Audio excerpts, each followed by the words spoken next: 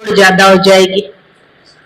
इसलिए ऐसा कोई दिन सोचा जाए कि जब ये आराम से बाबा के घर में आ सके, ध्यान पीछे न पड़ा रहे। ठीक काफी दिनों से पहले सफाई अभियान, फिर त्योहारों का अभियान, एक के साथ एक कड़ी जुड़ी हुई थी और उस कड़ियों को पूरा करते करते करते आज का ये दिन आया जब भाई दूज का त्योहार भी पूरा करके हम निवृत्त हो गए।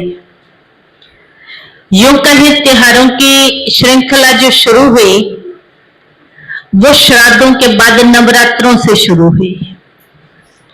वैसे तो श्राद्धों में भी बिजी थे क्योंकि आज किसका श्राद्ध है, आज किसका है, तो पूरे करते करते फिर शुरू हुए नवरात्रे, फिर व्रत का कार्य शुरू हो गया। हम सभी ने कुछ ने व्रत रखे पर कुछ ने मुख के व्रत ना रख करके बाबा के कहे अनुसार अंदर के संकल्पों से अपने ऊपर अटेंशन जरूर दिया, क्योंकि व्रत केवल खाने पीने का नहीं, व्रत बुराइयों के भी रखे जाते हैं, जिसको आज बाबा ने अपनी मुरली में बड़ी अच्छी तरह से कहा है। अंदर जो भी खामियां हैं, जो भी कमजोरियां हैं, जो भी कमियां हैं, उनको निकालने के ऊपर आपको बहुत ध्यान देना है, क्योंकि आपका लक्ष्य है लक्ष्मी नारायण जैसा बनना। यह लक्ष्य आपके सामने है। इसलिए बाबा ने कहा इस कमियों को कैसे निकालें। उसके लिए बाबा ने कहा ये सुपर सर्जन भगवान है, इसको अपनी बीमारी सच सच सुना दो, सच सच बता दो, तो भगवान आपको उपाय बताएगा कि इस बुराई को, इस बीमारी को खत्म कैसे करना है। पर उससे पहले हमें ध्यान चाहिए कि मेरे अंदर बीमारी है क्या, क्योंकि जब तक आपको अपनी बीमारी का ज्ञान नहीं है तब तक आप इलाज की सोच नहीं सकते। इलाज तो तभी सोचेंगे ना जब बीमारी का पता होगा। तो इसलिए व्रत माना ही अपनी बीमारियों का अंदर में चेकिंग करना और पता लगा करके फिर उस बीमारी को कैसे खत्म किया जाए। उसके लिए हमने एक दिन नहीं, लगातार 7 दिन व्रत रखे और 8वें दिन अष्टमी का प्रोग्राम रखते, यानी 8 ही दिन हमारे देव स्वरूप की जागृति का यादगार है। 8 ही दिन 8 शक्तियों को जीवन में धारण करने का यादगार है कि हमारे जीवन में वो शक्तियां आई कैसे, जिससे ही मेरा देव स्वरूप जागृत हो। इसलिए अष्टभुजाधारी देवी का हम पूजन करते हैं और भगवान स्वयं हमको अष्टभुजाधारी देवियां बना रहा है। लेकिन लक्ष्य चाहिए। लक्ष्य के बीच में क्या दिखाया है? अखंड ज्योत जगती रहे, यानी आत्म स्मृति सदा काल रहे, भ्रिकुटी में तिलक सदा विराजित रहे, तब हम अष्ट शक्तिधारी बन सकते हैं। नहीं तो कभी एक शक्ति और उसको खत्म करते हुए कोई ना कोई विकार अटैक करता रहता है। इसलिए बाबा ने आज कहा है 5 ही विकारों पर जीत पहननी है। पर माया तो बार बार आएगी, इसलिए देवी स्वरूप बनने के लिए ज्योत को जगा के रखना है, क्योंकि एक आत्म अभ्यास ही है। आज बाबा ने कहा तुम भाई भाई हो, ये दृष्टि पक्की है। तो ये अभ्यास हमने व्रत रखने के साथ साथ किया। एक तो ज्योत जगाई, दूसरा हम ध्यान रखते हैं सारे दिन में ज्योत बुझे नहीं, यानी अटेंशन की जरूरत है सारे दिन में, तभी ये ज्योत जगी रह सकती है। उसके साथ साथ फिर हम देखते हैं नवरात्रि के बीच में अन्न शुद्धि का ध्यान बहुत रखते हैं, और हम ब्राह्मणों को भी बाबा ने अन्न शुद्धि पर बहुत अटेंशन खिंचवाया है, क्योंकि अन्न शुद्धि से मन शुद्धि है और मन शुद्धि से परमात्मा के साथ ज्योत लगती है। अगर अन्न शुद्धि नहीं, तन शुद्धि नहीं, मन शुद्धि नहीं, तो योगी आत्मा बन नहीं सकते। इसलिए देवी को जागती ज्योत कहा जाता है, यानी जिसकी ज्योत जग गई है। तो खाली वो वाली नहीं, घी वाली नहीं, अंदर की ज्योत जगी है तो वही देवी बन सकती है। इसलिए अन्न की शुद्धि भी जरूरी है। साथ ही साथ हम ये ध्यान रखते कुछ भी कर्म हमसे ना हो, किसी को दुख ना दिया जाए, किसी का बुरा ना हो। अगर समझो आपने व्रत रखा है और आप उल्टे सुलटे काम करते रहे तो कौन मानेगा कि आपने व्रत रखा है। मान लो सवेरे व्रत रखा है, आरती किए और उसके बाद गली में इससे लड़ाई, उससे लड़ाई, इससे लड़ाई, उससे लड़ाई, और लगा रखा हो माथे में तिलक, वो कहेंगे ये भगतनी देखो सारा दिन काम तो क्या करती है। तो इसलिए उन चीजों पर भी अटेंशन का व्रत है। और जब फिर अष्टमी की, यानी बन गए हम अष्टभुजाधारी शक्ति स्वरूप बन गए, तो उसके पश्चात मनाते दशहरा। दशहरा माना रावण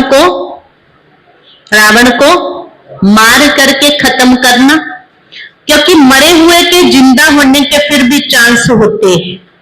कोई मर गया है ना, तो कई बार आप देखते हो जिंदा हो जाता है, पर जिसको जला दिया उसके जिंदा होने के चांस खत्म हो जाते हैं। तो इसलिए रावण को मारना भी और जला करके खत्म भी करना। हर साल जलाते पर मरता ही नहीं, खत्म ही नहीं होता, क्योंकि ये रावण कोई स्थूल का रावण नहीं है, ये सूक्ष्म रावण है जो हर एक के अंदर बैठा है। इसलिए वहां वाले को भी दिखाते हैं, एक सिर काटते फिर जुड़ जाता है, फिर काटते फिर जुड़ जाता है। तब तक उसका खात्मा नहीं होता जब तक उसके बीज से उसको खत्म नहीं किया जाता है। उसका बीज नाभि में दिखाते हैं, और हमारे अंदर के रावण का बीज है देह अभिमान। जब तक देह अभिमान खत्म नहीं होता है तब तक रावण मरता नहीं है। इसलिए जैसे ही देह अभिमान आता है तो काम भी पैदा होता है। आज बाबा ने कहा दृष्टि भी चंचल होती है जब आत्मिक स्वरूप नहीं होता है, तो काम भी आएगा, क्रोध भी आएगा, लोभ भी आएगा, मोह भी आएगा, अहंकार भी आएगा, क्योंकि बीज को समाप्त नहीं किया। इसलिए बाबा हमेशा कहता है कि आत्मा का अभ्यास बार बार करते रहो। देखो तो आत्मिक रूप में, बात करो तो आत्मिक रूप में, खुद को भी समझो तो आत्मा समझ करके चलो। ऐसा बाबा हमको स्मृति दिलाता है। इसके साथ रावण को समाप्त किया। दुनिया वाले मारते हैं, जलाते हैं, लेकिन रावण की लकड़ी घर उठा के ले आते, यानी उसको छोड़ते हुए भी छोड़ना नहीं चाहते। लेकिन रावण को रावण क्यों कहा, बुरा क्यों कहा, जबकि दिखाते हैं सारे वेदों शास्त्रों का ज्ञाता था, बहुत प्रगाढ़ पंडित था, बहुत बुद्धिजीवी था, लंका का राजा था। पर ये सब कुछ होते हुए भी उसके सारे गुण खत्म हो गए। कब? जब उसने पर स्त्री पर नजर रखी। पर स्त्री पर नजर रखी तो उसके सारे गुण क्वालिटी खत्म, राज खत्म और कुल खत्म, सब कुछ समाप्त हो गया। आज भी बाबा हमको पवित्र दृष्टि के ऊपर विशेष अटेंशन खिंचवाते हैं, क्योंकि ये हमारा शील है, चरित्र है। दुनिया में आप देखते हो कि दुनिया में भी कोई भले कितना ज्ञानी हो, कितना भाषण करता हो, कितने ही सत्संग प्रवचन करता हो, पर अगर उसकी किसी पर स्त्री पर नजर चली जाए तो उसको संत नहीं कहेंगे, उसको भी फिर सजा देकर के जेल में बंद करते हैं, क्योंकि जो उसके जीवन में होना चाहिए था वो नहीं है। तो हम सभी को बाबा आत्म दृष्टि का अभ्यास कराते हैं। तो ये है रावण को खत्म करना। आज इस दुनिया में बहुत से रावण है, रोज केस और किस्से हम पढ़ते हैं, पर बाबा कहते हैं बाकी रावणों को छोड़ो, हम सभी को अपने अपने अंदर के रावण को खत्म करना है, ये दृढ़ संकल्प करना है। और उसके लिए हमने शक्ति भरनी है, और उस शक्ति को जब आप भर लेंगे तब आप रावण का नाश कर सकेंगे। और इसीलिए दुनिया में भी भजन गाते, घर घर में रावण बैठा है, इतने राम कहां से लाऊं। तो भगवान कहते तुम खुद राम बन जाओ। राम यानी जिसने उस निराकार राम से अपना कनेक्शन जोड़ लिया है, वो राम जैसे गुणों को अपने जीवन के अंदर धारण कर सकता है। जो राम जैसे गुणों को जीवन में धारण कर सकता है वही राम राज्य ला सकता है, अन्यथा राम राज्य नहीं आ सकता है। इसलिए बाबा उस सच्ची दिवाली को मनाने के लिए हम सभी को क्या कहते हैं कि तुम शुभ बाबा जो दीपराज है उसके साथ अपनी बुद्धि की तार जोड़ लो, और रोज अपने दीपक को जगता रखने के लिए इसके अंदर ज्ञान घृत डालो। आपने देखा होगा दिया और बत्ती दोनों हो, पर उसके अंदर अगर घी ना हो, तेल ना हो, तो क्या दिया जलेगा? नहीं। अगर आपने एक बार दिया जला दिया और आपने उसको अखंड रखना है, अगर आपने उसके अंदर रोज घृत ना डाला तो वो जगता रह सकता है? नहीं। तो आपको क्या करना है? रोज अटेंशन देना है। आज शिव बाबा हम सबकी आत्म ज्योत जगाते जब आया, हमको ज्ञान दिया, हमें पता चल गया मैं आत्मा हूं और मैं शिव बाबा की बच्ची हूं, शिव बाबा का बच्चा। बाबा ने हमारी ज्योत उस दिन जगा दी, ठीक है, जगा दी। अब उस दिन जगा दी, उसके बाद दोबारा उसकी संभाल करने की जरूरत है कि नहीं है? है कि नहीं है? कौन कौन कहता है जरूरत है? अब आप देखते हो कि आपको रोज मुरली सुनने की जरूरत है, ठीक है। जैसे आप देखते हो आपके घर में तेल है एक डिब्बा आधा किलो का, और आप अपने उस दिए को जलाते हो, आप रोज इसमें से तेल डाल देते हो। अब आपको वो ज्योत अखंड रखनी है और वो आधा किलो तेल फिर खत्म हो जाता है, तो फिर आपको किसी दुकान से जाके, मॉल से जाके दोबारा से खरीद के लाने की जरूरत है कि नहीं है? है कि नहीं है? अब दो चीजें हैं। एक है कि आप रोज रोज मुरली पढ़ रहे हैं, सुन रहे हैं, घर में सुन रहे हैं, ठीक है, आप चल रहे हैं, जितनी समर्थ है उतना चल रहे हैं। फिर साथ साथ हमारे जो सुपर मॉल है, शिव बाबा ने जो हमारे सेंटर बनाए हैं, जहां से जाकर के फिर से हमको शक्ति भरकर के आना है, क्योंकि जो बाबा के बनाए हुए घर हैं, जहां बाबा स्वयं विराजमान है, हम कहें कि हमारे घर में भी तो है, पर ये जो स्थान निमित्त बाबा ने बनाए हैं, वहां सप्ताह में 2 दिन में, 4 दिन में, 5 दिन में हमको फिर से चक्कर लगा करके अपनी एनर्जी को और अधिक बढ़ाने की जरूरत है, ताकि मेरा दीप जो है वो सदा जगता रहे। इसलिए मुरली तो रोज सुननी ही है, उससे मेरा दीप जगता है। अन्यथा आप अगर सेंटर से 2 दिन, 4 दिन, 5 दिन, 10 दिन डिस्कनेक्ट हो जाओ, आपकी ज्योत तो जग रही है, एकदम से नहीं बुझ जाती है, पर डिम जरूर हो जाती है, ये आपको एहसास होगा। अगर आप बाबा के घर से पूरा कनेक्ट नहीं रहते हो, उमंग सा खत्म हो जाता है।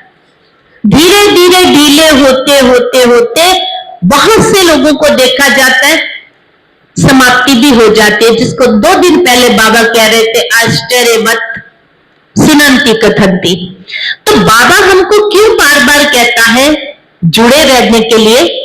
क्योंकि जब हम घर से चलते हैं तो हमारी बुद्धि में ये पक्का होता है कि हम बाबा के घर जा रहे हैं, बाबा के घर जा रहे हैं, आज बाबा के घर जाना है, कल बाबा के घर जाना है, प्रोग्राम है। तो आपके श्वास श्वास में बाबा और बाबा का घर याद रहता है। ठीक उसके साथ साथ जब हम चलते हैं तो जरूर हम दुनिया के अंदर भी भक्ति में सुनते थे कि अगर आप 10 कदम उठा के जाते हो, 20 कदम, 100 कदम, जितने कदम उठा करके आप जाते हो उतने कदम आपके भाग्य में श्रेष्ठ लिखे जाते हैं।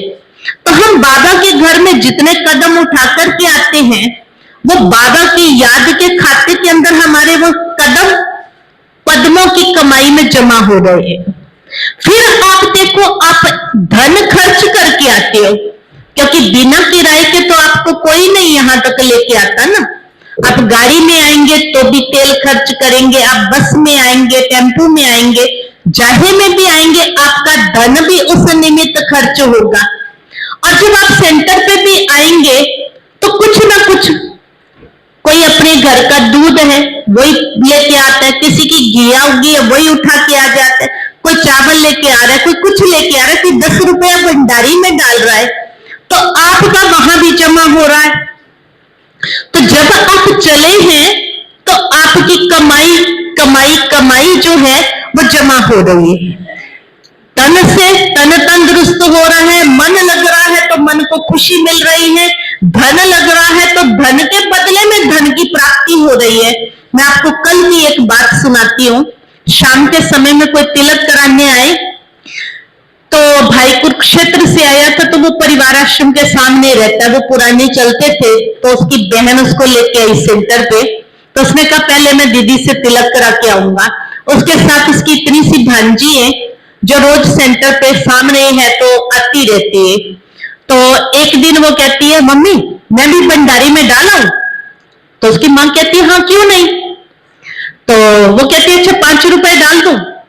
तो मां कहती है 5 क्यों, तू 10 डाल दो।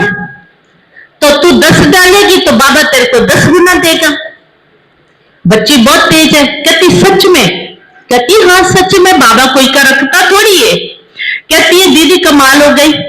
कहती शाम को हमारे रिश्तेदार आ गए, इसको 100 रुपया दे गए। तो उस बच्ची को हुआ कि बाबा के गले में मैंने 10 रुपया डाला, तो बाबा ने मुझे बदले में। तो ये देखो कैसे बाबा हम बच्चों की आश भी पूर्ण करता है लेकिन निश्चय भी बिठाता है।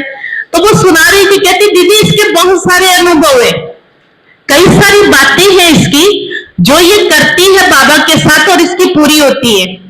तो ऐसे ही अपने बेटे की सुना रही थी। वो कहती बेटा मैं ना एक दिन नाराज हो गई। तो कहती है नाराज होगी, कुछ शरारत कर रहे होंगे बच्चे। तो माँ साइलेंस में चली गई कि मैं बात नहीं करती तुमसे। और उस बच्चे को 10 साल का बच्चा है, 10-12 साल का, तो उसको हुआ कि मेरी माँ नाराज हो गई है, बोल ही नहीं रही है। वो कागज लेके बैठ के और बाबा को पत्र लिख रहा है, मीठे बाबा मम्मी को ठीक कर दो, ये और ये और ये जो भी उसने बातें लिखी होगी। कहती है मैं थोड़ी देर के बाद जब उसके साथ बोली तो जो बातें उसने बाबा से लिखी थी ना कि बाबा मम्मी को ऐसे ऐसे ऐसे करना, कहती मैं सेम उसके साथ वैसा व्यवहार करती। कहता है जादू हो गया, जादू। कहती क्या जादू हो गया। कहता मैंने जो बाबा को कहा था ना वही हो गया। तो वंडरफुल बात है कि कैसे देखो जब हम घरों में बाबा के साथ कनेक्ट रहते हैं, बाबा की बातें करते हैं, तो उससे फर्क क्या पड़ता है, आपके बच्चों पर भी वही बातें जाकर के असर करती है। वो भी ऐसे सीखते, वो भी उसी रीति से करते हैं। आप भगवान को पत्र लिखते हो, वो भी लिख रहे हैं। आप बाबा से बैठ के बात कर रहे हो, वो भी कर रहे हैं, क्योंकि उनके ऊपर वो चीजें असर कर रही है। तो बाबा हमें क्या सिखाता है और हम जीवन के अंदर क्या अप्लाई कर रहे हैं। तो इसलिए बाबा कहते तुम चल करके आए, आकर के बाबा के घर में बैठे, आपने सेवा का काम किया। आप कहिए मैंने तो कोई बर्तन नहीं मांजे, मैंने कुछ किया तो है नहीं। और सेवा कैसे की है। बाबा कहते आपका अपने घर से चलना ही सेवा है, आपका यहां तक पहुंचना भी सेवा है, क्योंकि आपको देख करके कई आत्माएं तैयार होती हैं, भगवान के कार्य की रौनक बढ़ाती है। और फिर जब आप यहां आकर के बैठ जाते हैं, आप बैठ करके जब बाबा को याद कर रहे हैं, आप एक अपना वाइब्रेशन छोड़ रहे हैं भगवान के घर में। जो आप सोच रहे हैं उसका एक वातावरण बन रहा है। उस वातावरण से भगवान के घर का वातावरण पावरफुल बनता है। उस पावरफुल वातावरण को बनाने के हम निमित्त हैं, और वो निमित्त जो हम बने हैं, बाबा ने कहा कि अनेकों की बुद्धियों को टच करेगा ये वातावरण, और उनकी बुद्धियों को परिवर्तन करेगा। जिस वातावरण में आएगा वो उस शांति को, सुख को महसूस करेगा। तो ये जो आपने वाइब्रेशन छोड़ा था ना भगवान के घर में बैठ के, ये काम कर रहा है। तो आपने आने के बाद सेवा भी की है, जिस सेवा का आपको पता ही नहीं आपने सेवा की है सूक्ष्म में। तो स्थूल और सूक्ष्म सारी चीजें चल रही है। इसलिए हम देखते हैं कि जो त्योहार है ये भी हमारे में उमंग तो बढ़ते हैं, पर ब्राह्मण आत्माओं को तो बाबा हमेशा ही कहते हैं कि आप सदा उमंग उत्साह में रहो। किस उमंग उत्साह में रहो? आपका मुरली सुनना, आपका सेंटर आना, आपका यहां बैठना, ये आप में भी उमंग उत्साह भर रहा है, लेकिन आपके साथ साथ अनेकों में भी भरता है। कैसे? अगर आप यहां केवल 10 लोग बैठे हो, आपका उमंग कैसा होगा?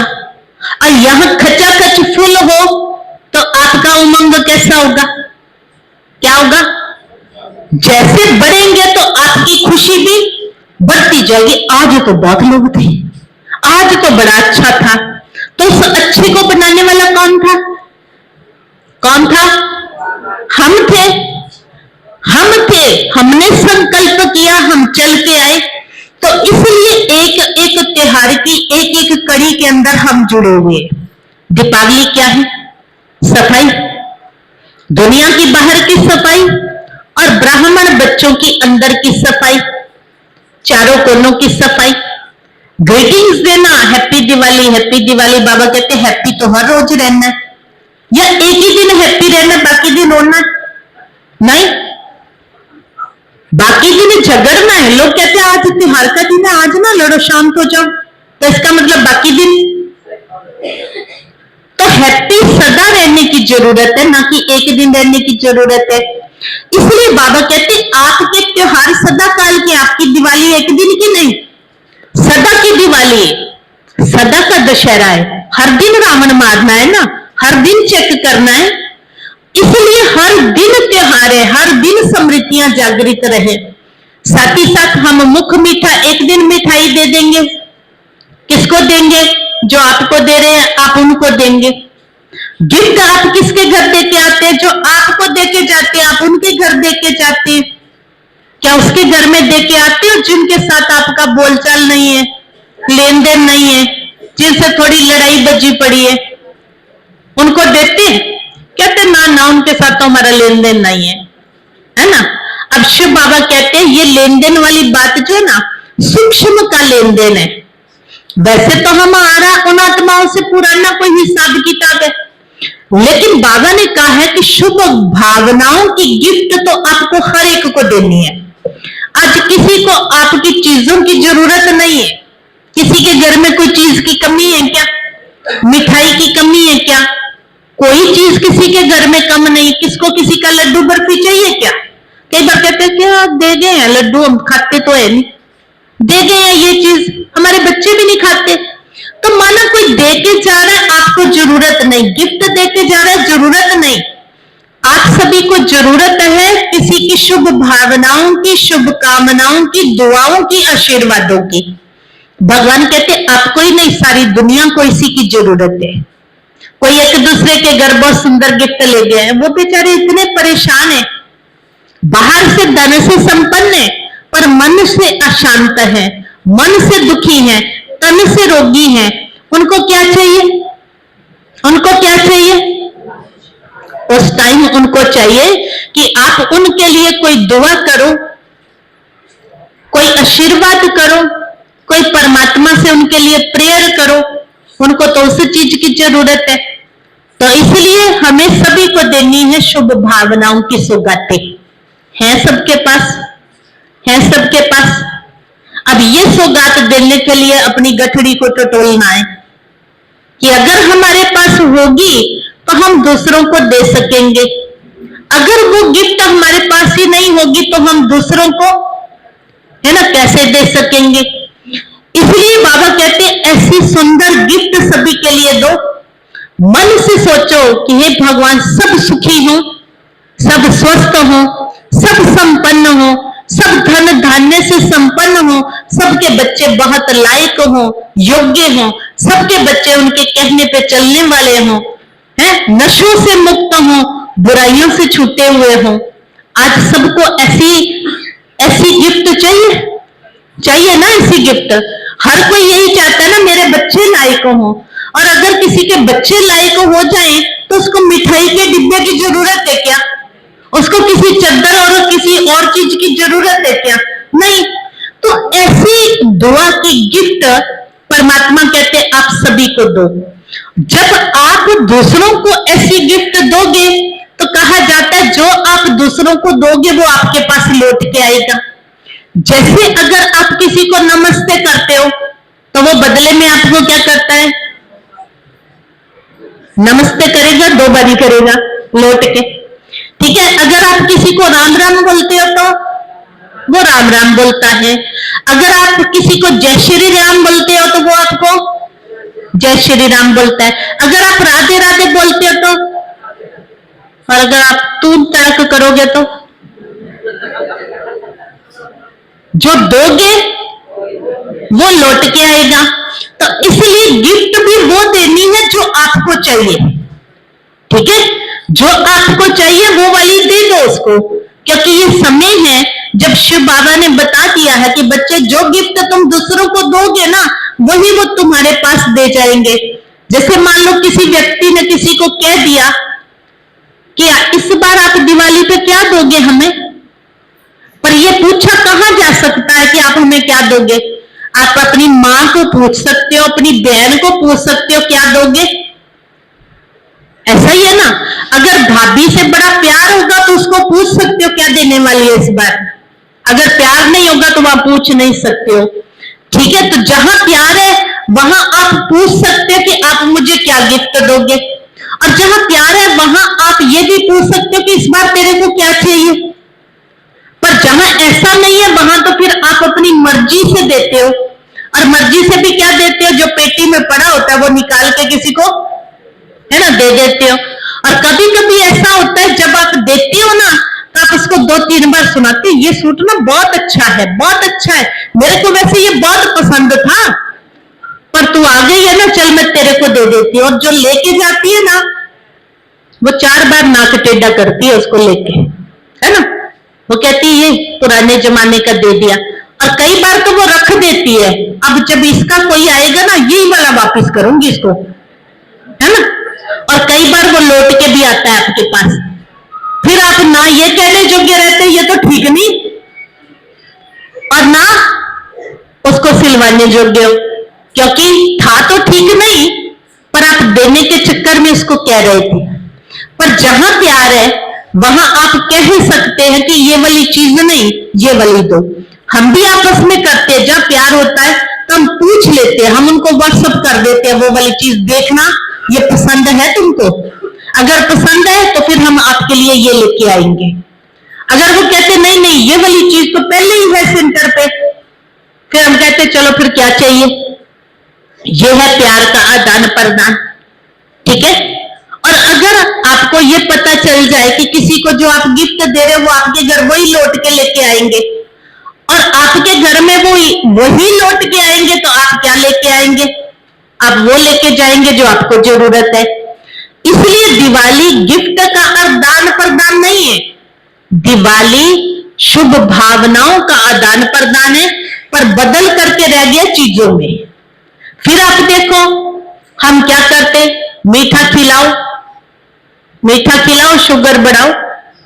भगवान कहते हैं ये मिलावटी भोजन ना खाओ, शुद्ध खाओ और शुद्ध बन जाओ, और दिल खुश मिठाई सभी को खाओ और खिलाओ, ताकि सबका मन खुश रहे।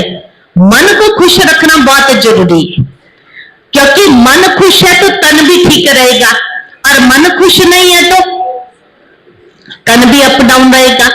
इसलिए हम सभी को हर एक के दिल को खुश रखने के लिए कुछ अच्छे काम करने चाहिए।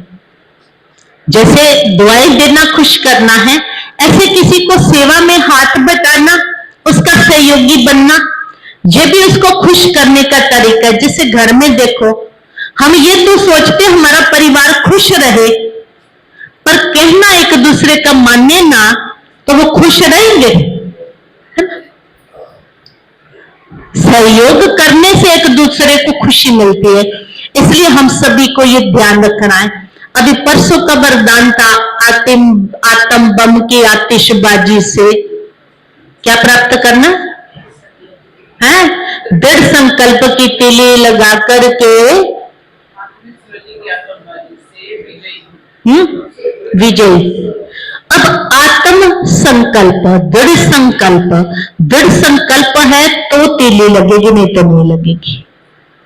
फिर आत्मिक बम, ये विस्फोट करेगा, बजेगा। जब आत्म स्वरूप में टिकेंगे, जीवन के परिवर्तन का विस्फोट चारों ओर फैलेगा। कोई बहुत बदल जाए, बहुत शराबी, बहुत ऐसा, बहुत बिगड़ा हुआ, और गली की एक महाजगरालू औरत शांत हो जाए, शोर मचेगा कि नहीं मचेगा? सारी तरफ पता चल जाएगा। वो इतनी लड़ाकी, उसको क्या हुआ, वो बड़ी शांत हो गई, आजकल चर्चे चलेंगे। ये बाबा ने कहा आत्म बम। बाबा ने कहा रॉकेट में भी बम होते हैं जो ऊपर जाके आवाज करते हैं, यानी ऊंची स्थिति जब आपकी होगी तो आवाज फैलेगा। इसलिए वो पटाखे तो चलाते, वो क्या चलाते हैं जी, अपने भी नहीं टलते हैं, अभी सब चलाते। हम तो पहले वाले आश्रम में थे तो हमारी पूजा में दीदी एक शुरली तो ले दो, एक अनार तो ले दो, एक फुलझड़ी तो ले दो, है ना। जब छोटे होते तो सब करते हैं। तो मैंने कहा ये पड़ोसी अभी बजाने वाले हैं, बहुत सारे बम लाए हुए, मैं क्या अभी इनकी छुड़लियां बजेंगे, ऊपर जाके ताली तो बजा लियो। अभी परसों क्या किया, वो छोटियां उसको लगा रही, बम चाहिए, दीदी को कह दो पटाखे। मैं कहना मैं तो पैसा फूकती नहीं, 1 रुपया नहीं फूकती, क्योंकि जब मैं लोगों को लेक्चर कर रही हूँ कि हम वातावरण प्रदूषित करते हैं, पैसे को आग लगाते हैं, तो मैं भगवान के पैसे को कैसे आग लगा सकती हूँ? मैं तो नहीं मंगाती, 1 रुपए का नहीं मंगाते। साइलेंस, चुप। वो कही दीदी बम कह रही है, मैं ऐसे जैसे सुना ही नहीं।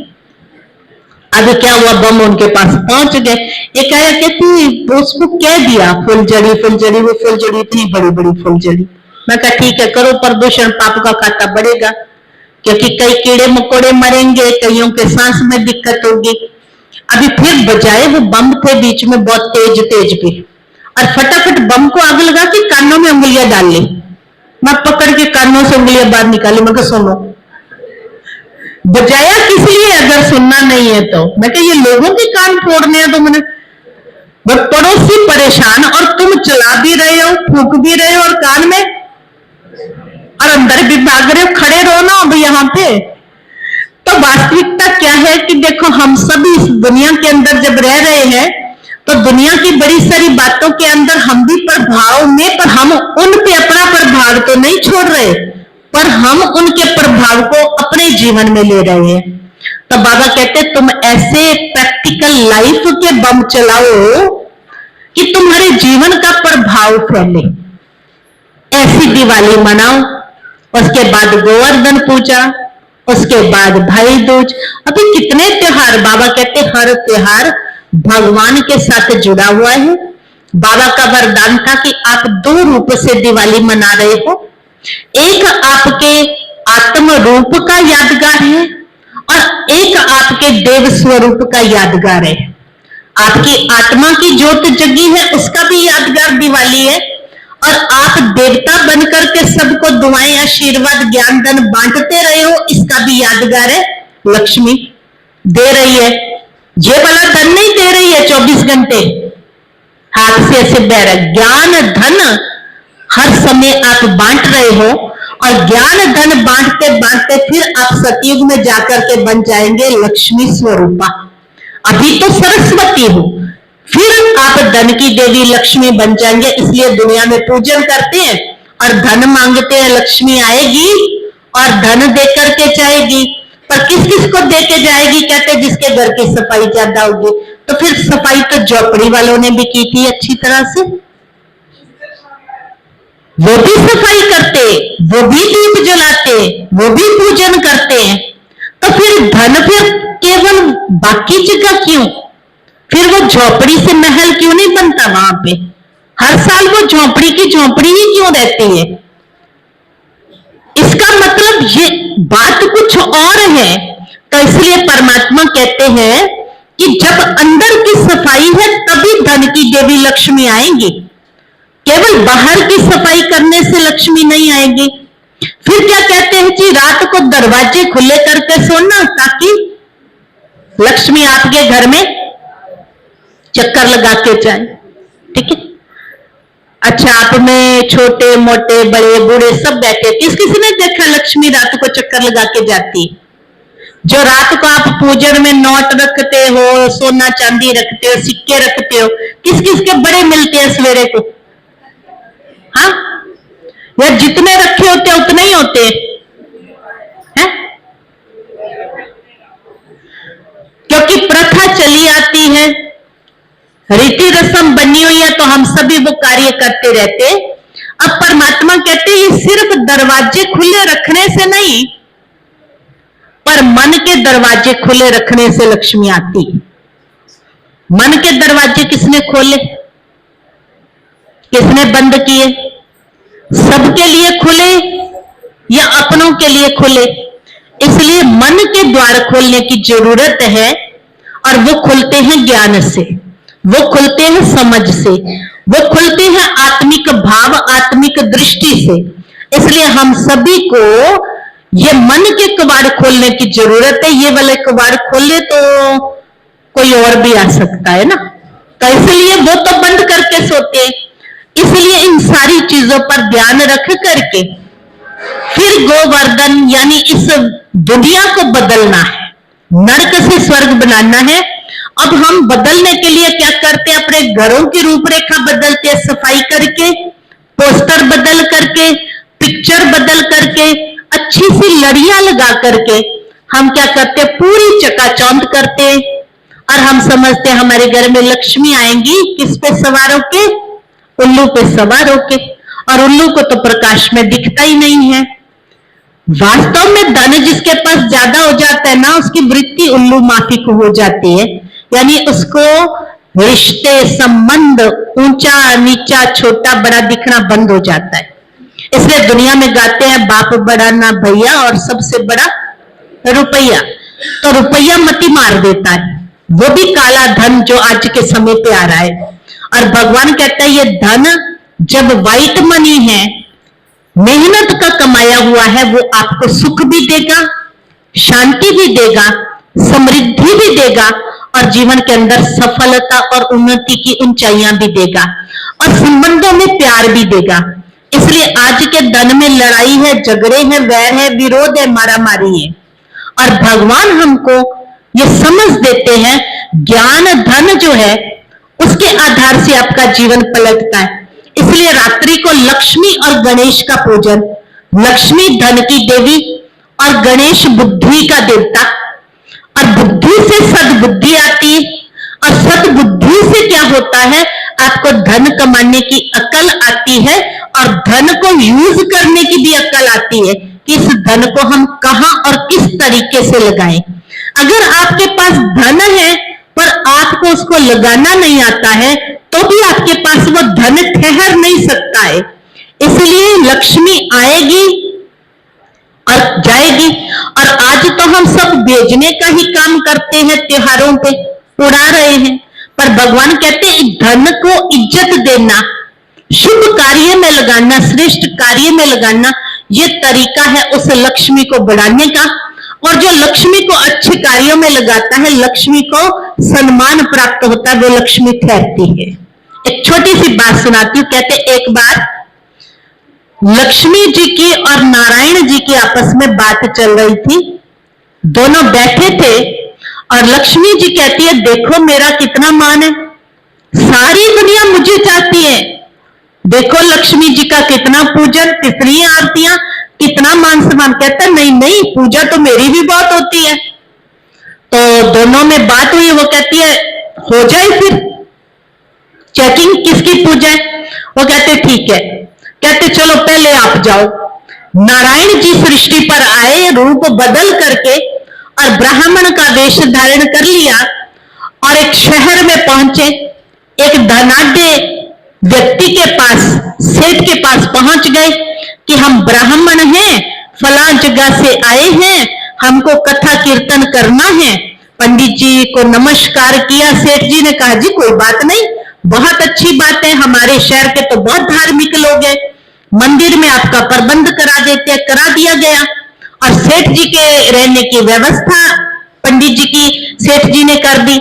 अब जब वो सारा प्रबंध हो गया, कथा चालू हो गई। आज 100 लोग, कल 200 लोग, परसों 1500 लोग बढ़ते गए। बहुत अच्छी कथा, बहुत रस आ रहा है लोगों को, क्योंकि साक्षात विष्णु जी कथा कर रहे हैं पर छिपे हुए रूप में। अब लक्ष्मी जी ने देखा ठीक जम गया है सिस्टम। लक्ष्मी जी भी उतर आई एक बुढ़िया का रूप रच करके। अब जब वो बुढ़िया का रूप रच करके आई तो एक माता सत्संग में जाने के लिए तैयार थी। बुढ़िया ने उसका दरवाजे पे खड़े होकर के आवाज लगाई, पानी पिला दो। तो उसने कहा 1 मिनट रुक जाओ, बस अभी पिलाती हूँ। पानी का लोटा लाई, उसको दिया, बुढ़िया ने पानी पिया और जब लोटा वापिस पकड़ाया तो लोटा सोने का हो गया। अब जैसा लोटा सोने का हुआ तो माता की तो चक्री घूम गई। बोला कथा में तो बाद में जाएंगे। कहती है आप बैठो, आप भोजन करके जाना। उसको यह था कि अब भोजन करेगी तो थाली जो जाएगी, कटोरा जो जाएगा, गिलास जो जाएगा, वो सब कुछ सोने का होकर के वापिस आएगा। तो उसने कहा नहीं नहीं, तुमको भी जल्दी है, तुम सत्संग जा रही हो, तुम भी जाओ, मैं भी चलती हूँ। तो उसने कहा नहीं, बैठो बैठो। अब बैठी, भोजन खिलाया, बर्तन सोने के। अब जब वो बुढ़िया भी चली गई, अब वो माता भी चली गई सत्संग में। अब माता सत्संग में जाके एक को लगाई, ए बुढ़िया आई है, सारे बर्तन सोने के हो गए, कहाँ है? कहती चल। दोनों उठ के सत्संग में से खिसक गई। अब उसके घर वही चीज हुई। अभी तो सत्संग में ये बात चलते चलते क्या हुआ, पूरे में बात फैल गई। वो 100 लोग खिसके सोने के बर्तन बनाने के चक्कर में। अब ये बात फैलते फैलते अगले दिन औरों के पास गई। अब पंडाल तो खाली होना शुरू हो गया, क्योंकि सब किसके पुजारी? लक्ष्मी के पुजारी खिसक रहे हैं। अभी क्या होता है, लक्ष्मी जी के पुजारी जब खिसकने लगे, बात पंडित तक भी पहुंच गई और पंडित जी भी बुढ़िया को कहते थे हमारे घर भी चरण रखो। अभी वो बुढ़िया को बुला के ले गए। उन्होंने सोचा मुझे तो सारा कुछ ही सोने का करवाना है। अब वो कहते हैं ऐसा है जी, आप मेरे घर में रहो। अब उसके घर में जिस चीज को वो बुढ़िया टच करे वो सोने की। अब उसने कहा जी आप यहीं ठहर जाओ। पंडित जी को कहते पंडित जी ऐसा है, कथा को बहुत दिन हो गए हैं, अब हमारे ये मेहमान भी आगे, हमें इनको भी रखना है, तो आपका प्रबंध जो है ना मंदिर में कर देते हैं, एक कमरा देके। अब जब उसको पंडित जी को वहां से भेज करके उसी कमरे में बुढ़िया को रख दिया और पंडित जी वहां चले गए, पर कथा में तो अब वो सेठ भी नहीं आना, वो भी क्या चक्कर में चीजें सोने की बनवाने के। अब उसके बाद जो है वो लक्ष्मी रूपी बुढ़िया कहती है अच्छा जी सेठ जी मैं चलती हूँ। कहते जी आप कहां चलते हो? पंडित भी निकाल दिया, तुम कहां जा रहे हो? कहते जी जहां प्रभु चर्चा है, जहां भगवान का नाम है और जहां लालच वृत्ति नहीं है, मैं वहीं ठहरती हूं। अब आपने तो स्वयं नारायण को ही निकाल दिया, इसलिए अब मेरा स्थान यहां नहीं है। तो कहते इतना कह करके वो लक्ष्मी भी अंतर ध्यान हो गई। तो सत्यता तो यही है कि जब तक हम भगवान के साथ जुड़े हुए रहते हैं तब तक हमारे पास धन भी है, दौलत भी है, मान भी है, सम्मान भी है, इज्जत भी है, प्यार भी है। लेकिन जब आप भगवान से डिटैच हो जाते हो ना, जब उसका मान सम्मान आपके मन में नहीं रहता है, तो तब फिर आपके पास वो चीजें किनारा कर लेती है। इसलिए शिव बाबा हम सभी आत्माओं को भी शिक्षा देते हैं कि बच्चे सबसे पहला मेरा तो एक शिव बाबा, दूसरा ना कोई। अगर भगवान आपके साथ है तो बाकी सारी चीजें, तो जैसे कहते हैं ना साफ सफाई है तो लक्ष्मी तो छम छम करके आपके पास आएगी। तो भगवान साथ है तो सारी चीजें छम छम करके आपके पास आएंगी। फिर आपको कोई चीज को मांगने की भी जरूरत जो है वो नहीं रहेगी। ऐसा परमात्मा हमको हर त्योहार का गुह्य रहस्य बताते हैं। और बाबा कहते इन स्वरूपों में टिक करके अगर आप त्योहार मनाएंगे तो आपका जीवन सार्थक हो जाएगा। उसके साथ भाई दूज का त्योहार जो कल गया, क्योंकि हम आत्माएं तो सभी भाई भाई हैं, शिव बाबा के बच्चे हैं और बाबा हमको इसी स्वरूप में टिकने का टीका दे रहे हैं।